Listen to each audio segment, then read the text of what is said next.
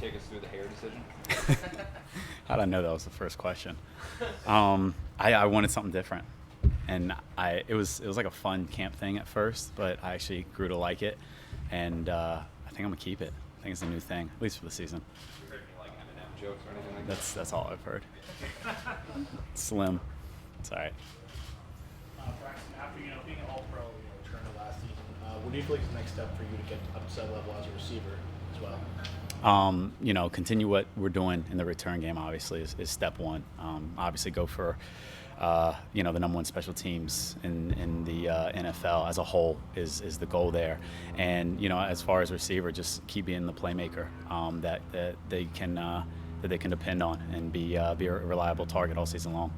What do you feel like something you've improved on this offseason, or something you've been working on to kind of get up to a higher level in your game as a receiver? I mean, honestly, there's everything to work on, to be honest. I don't ever think you're too good at one thing. So it's been an all-around approach, and really learning from everybody in the room. It's really helped each other out. We just talked to you about Denzel. It seems like he has a much different mindset this year. Have you noticed a big difference in him coming in after everything he went through? Yeah, I mean, I haven't noticed much of difference in saying last year is one way, this year is another. I mean, I think he always comes with kind of the right mentality and attacks practice, and that's been consistent and it's shown up. You had a good chemistry with Zach last year, obviously. Can it be better based on? I know you guys spent a lot of time together this offseason. Can you talk about that, and can that be better for you? Yeah, of course, and everything across the board.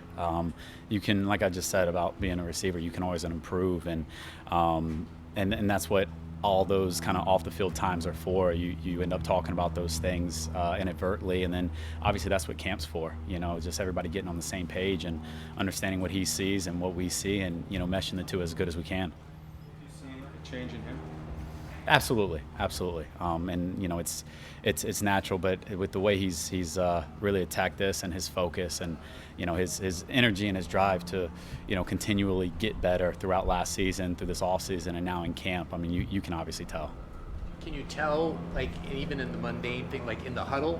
I mean, is he louder, more demonstrative? Yeah, you can, and that's just a part of being in the system, being confident in everything, and instead of him hearing it and trying to spit it out as quickly as he can hear it, absorb it, and then regurgitate it to us, and with the inflection that he wants to, and it's small things like that you'll never know unless you're in the huddle and hear it, but we can obviously tell a difference. Braxton, the world should be out there today. Is that we getting to that point of camp where you guys are just kind of tired of seeing each other?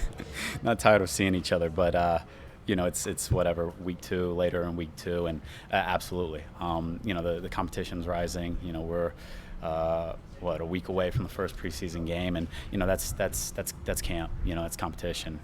We always want to protect each other, but we understand it's going to happen, and in one level you want to see that. You want to see that fight, that competitiveness, and as long as everybody does it the right way, everybody can break up and then execute the next play. I don't see a bad thing about it. What's the possibility for this receiver group? Can it be a top, fill in the number 5 receiving group in the NFL? A bunch of high draft picks. Like you said, you've obviously had success in the NFL.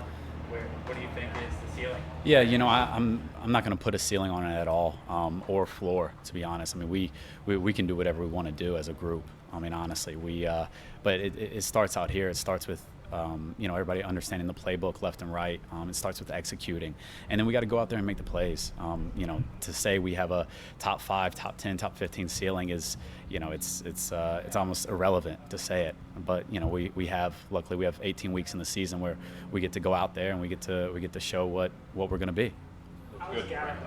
Do what? The top 5 looks good in front. Makes a nice headline. Yeah, I'm sure. How's Garrett doing? Just kind of learning. Yeah, incredible. I mean, honestly, he's coming along so well with everything, with the playbook, and obviously he was a high draft pick for a reason. His athleticism shows in every play, and that's just all a part of. We put it on us, the veterans, as much as him, just trying to bring everybody along, and the little nuances of NFL football and NFL receivers, and we all bounce things off of each other daily, and he's been like a sponge. In terms of your individual season, is there any potential goals you have for yourself, in terms of stats or just what you're doing on the field, and what do you do you see this season going for you in terms of your potential? Yeah, I do have personal goals, but those will stay personal. As a team, our goal is to win as many games as possible. That's why you play this game, and that's the one that we're focused on.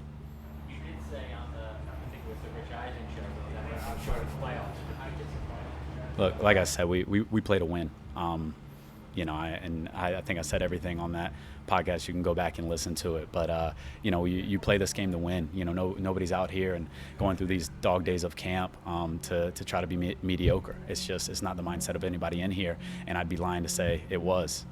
But we're playing to win, and that's the sport we play. Does it feel more realistic than in the past? Because I'm sure every year, what you just said applies to every No, year. of course.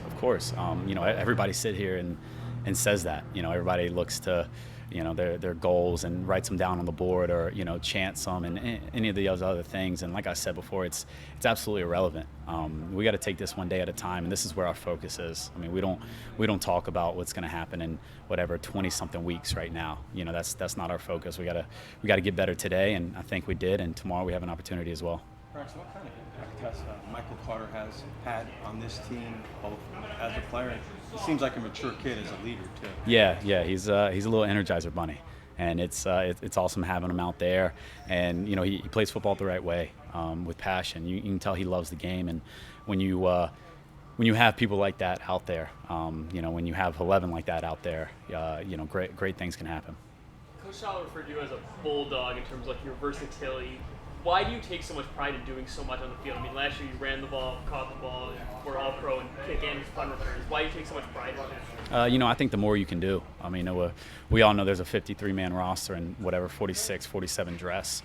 And when you break that down, you have 22 starters, and then you have 3 specialists, and you tail off from there.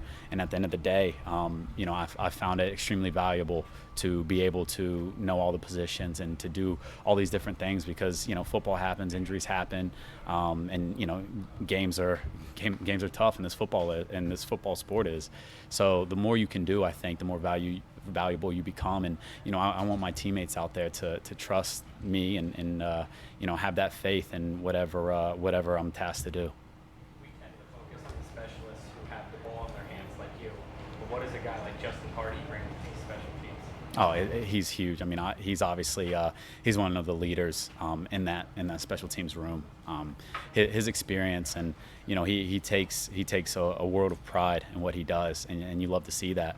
And he steps up. He's vocal about what he's seen in his past, and spreads the knowledge to these young guys. And he's really been a cornerstone of that special teams. Good.